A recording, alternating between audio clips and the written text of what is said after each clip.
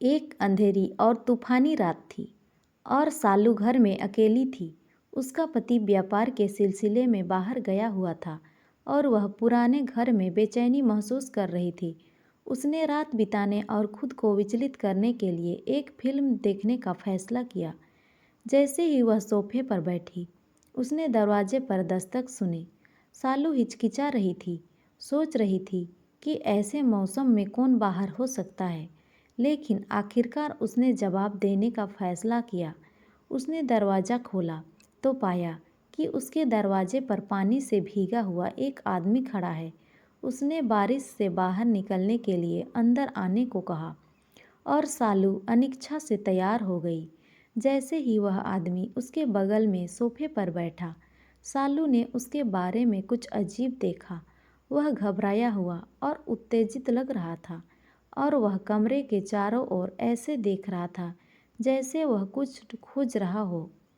सालू को बेचैनी होने लगी और उसने चाहा कि काश उसने कभी दरवाज़ा न खोला होता। अचानक बिजली गुल हो गई और कमरे में अंधेरा छा गया। सालू उस आदमी को अपने बगल में जोर जोर से सांस लेते हुए सुन सकती थी और महसूस कर रही थी कि वह उसके करीब आ गया है। उसने जाने के लिए उठने की कोशिश की, लेकिन उसने उसे पकड़ लिया और मुझे खेद है, वह फुसफुसाया। मेरा मतलब यही नहीं था कि ऐसा हो। सालू ने छुड़ाने के लिए संघर्ष किया, लेकिन वह आदमी बहुत मजबूत था। उसने डरावने रूप में महसूस किया कि वह सिर्फ एक अजनबी नहीं था जो बारिश में फंस गया था। वह कोई था जो उसे जानता था, कोई जो उसे देख रहा था।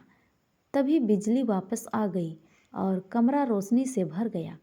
सालू ने पहली बार उस आदमी का चेहरा देखा और उसे एक पुराने परिचित के रूप में पहचाना, जिससे वह वर्षों पहले संपर्क खो चुकी थी। उसने कभी नहीं सोचा था कि वह एक खतरनाक अजनबी बन जाएगा। क्यों सालू किसी तरह बच निकलने में कामयाब रही और मदद के लिए फ़ोन करने के लिए दौड़ी, लेकिन वह आदमी पहले ही जा चुका था। उसने उसे फिर कभी नहीं देखा, लेकिन उस रात की याद हमेशा उसके साथ रही।